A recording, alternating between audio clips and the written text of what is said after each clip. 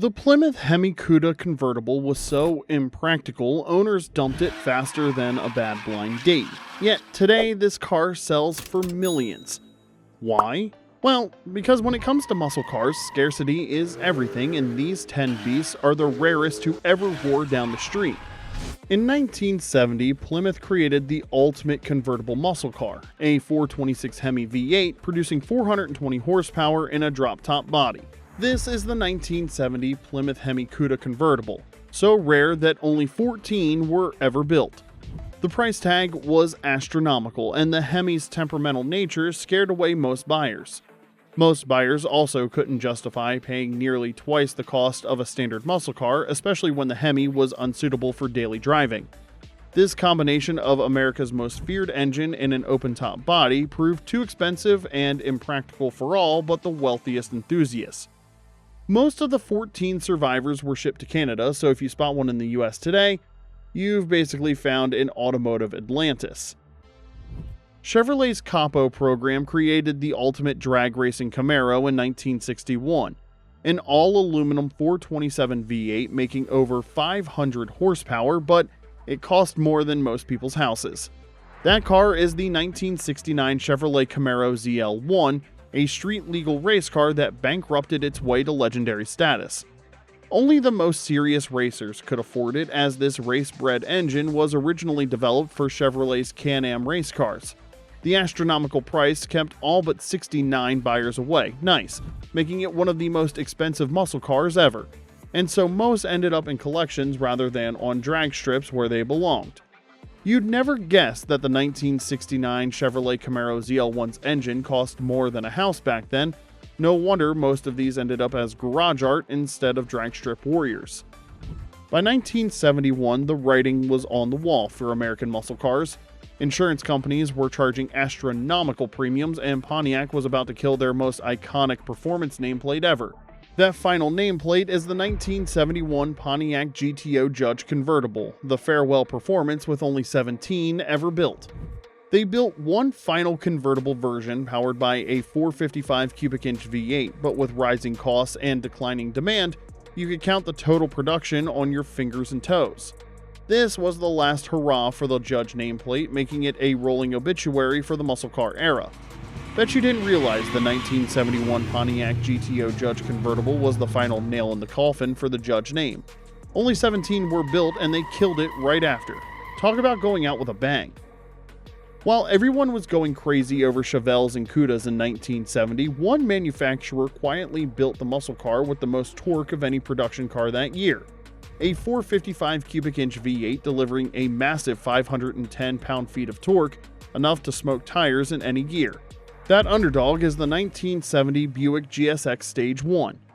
Despite producing 360 horsepower and record-breaking torque, only 678 found homes as buyers flocked to cheaper alternatives like the Chevelle SS, missing out on what was arguably the strongest muscle car of its era. Here's a secret you didn't know about the 1970 Buick GSX Stage 1. It was pricier than a Chevelle SS. Buyers back then skipped it, but today those same folks are crying into their Chevy keychains. In 1967, GM created a race car and tried to pass it off as a street car. It came with no air conditioning, no radio, and an engine officially rated at 430 horsepower, but actually making closer to 560. That barely disguised race car is the 1967 Chevrolet Chevelle L88, a track weapon with only 20 ever built. They stripped out every luxury feature and included a mandatory racing fuel tank. This wasn't for Sunday drivers or grocery store runs. It was built specifically for professional drivers who needed a street-legal competition car. Here's a wild twist about the 1967 Chevrolet Corvette L88. Chevy lied about its horsepower to dodge insurance drama. Today, this underrated beast sells for millions. Plot twist. Now, if you think a race-bred Corvette with 560 real horsepower is rare, just wait for number 5. It's a Dodge so exclusive that only 9 people in the world ever got to own one, and here's the kicker, most of them were too scared to even drive it. In 1970, Dodge dealers had something that represented the absolute pinnacle of American muscle. A convertible powered by the legendary 426 Hemi V8 producing 425 horsepower. an engine so powerful and temperamental that most buyers were afraid of it. That ultimate machine is the 1970 Dodge Challenger RT Hemi Convertible, the pinnacle Mopar that only 9 people in the world could call their own. Add in the convertible's already premium price, and you had a combination that only the wealthiest and bravest muscle car enthusiasts could afford. It probably won't shock you that the 1970 Dodge Challenger RT Hemi Convertible had only 2 of these 9 leave the US. The rest are probably hidden in barns or billionaire garages. By 1971, the muscle car party was winding down, but Plymouth wasn't ready to give up just yet. They created one last hurrah, a convertible so rare that finding an original unmodified example today is like discovering a unicorn. Claiming the 4th position is the 1971 Plymouth GTX 440 plus 6 convertible. The 440 cubic inch V8 with 3 2-barrel carburetors delivered 385 horsepower, providing serious performance wrapped in a more refined package, but with the GTX nameplate fading and convertible sales plummeting, only 30 were ever built.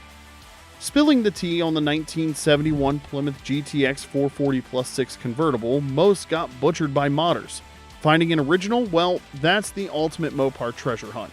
Even experts sweat over this one. Now, what happens when you introduce a muscle car late in the production year during a time when buyers preferred hardtops over convertibles? You end up with production numbers so low they're almost mythical. In 1969, Pontiac created something that would become the stuff of legends, and taking 3rd place is the 1969 Pontiac Firebird Trans Am convertible. Only 8 of these were ever built, and the story gets even stranger from there. Powered by a 400 cubic inch V8 engine, these 8 Firebirds were supposed to be the beginning of something special. Instead, they became one of automotive history's greatest mysteries. You might not believe this about the 1969 Pontiac Firebird Trans Am convertible. Half of the 8 built just vanished. The survivors? They're now worth more than a private jet, and where'd they go? Well, your guess is as good as ours. 1971 was supposed to be a celebration of performance at Dodge. Instead, it became a funeral as emissions regulations tightened and insurance companies made Hemi ownership financially impossible. That final celebration is the 1971 Dodge Hemi Charger RT, the last roar of the Hemi era with only 63 ever built. Dodge decided to build one final batch of their legendary 426 Hemi V8 and their iconic muscle car body, producing 425 horsepower of pure American thunder. But the world had changed and fuel prices were rising.